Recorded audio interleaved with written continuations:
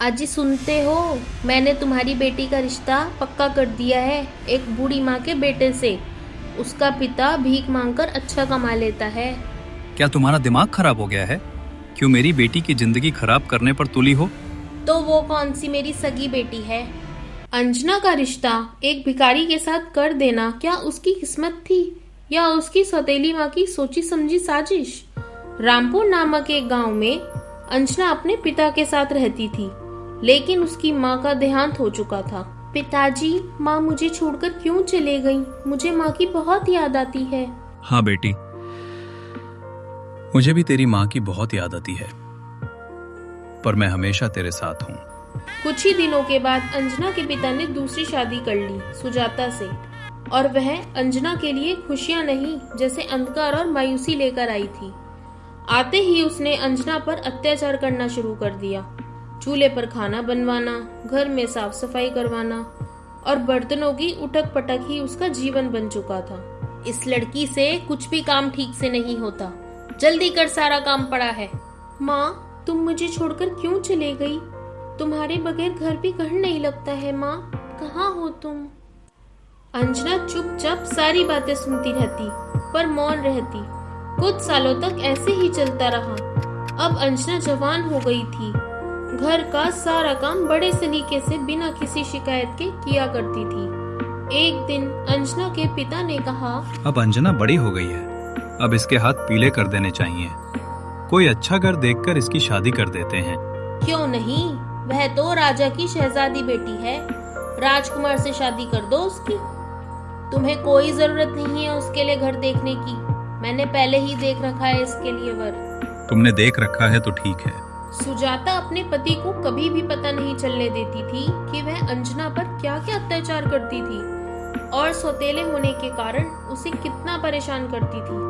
घर का सारा काम उसी से कराती थी। एक दिन एक बुढ़िया उसके आंगन में आई और पानी मांगने लगी। वह भूखी और प्यासी थी। अंजना ने उसे प्यार से बिठाया, पानी पिलाया और खाने के लिए अपने हिस्से की रोटी उसे खाने को दी। बूढ़ी माँ आशीर्वाद देकर चले गई।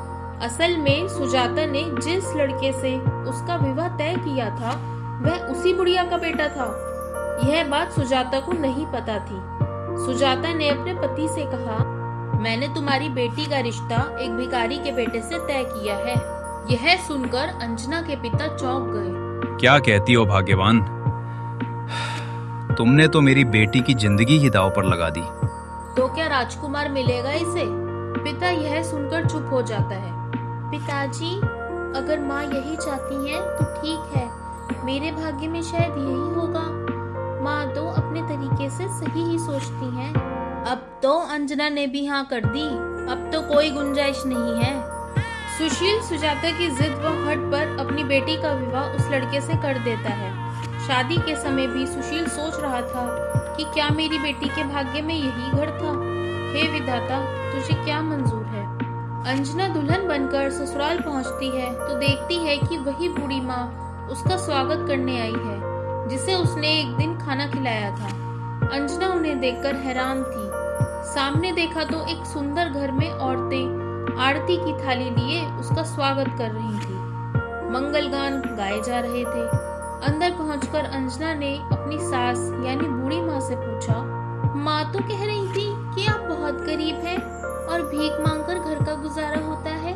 नहीं बेटी, मैं तो अपने बेटे के लिए सुशील कन्या ढूंढ रही थी, इसलिए उसे ऐसा बताया था मैंने, क्योंकि मुझे पता लग गया था कि तुम उसकी सौतेली बेटी हो।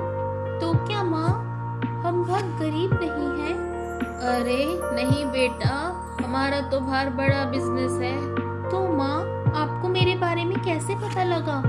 एक दिन मैंने तेरी माँ से पानी मांगा तो उसने मुझे भला बुरा कहकर भगा दिया। जब मैंने तेरे बारे में कहा कि वह भली लड़की कहाँ है जिसने मुझे खाना खिलाया था, तो उसने कहा, ठहरो, उसकी भी खबर लेती हूँ कि मेरे पीछे से ये सब करती है।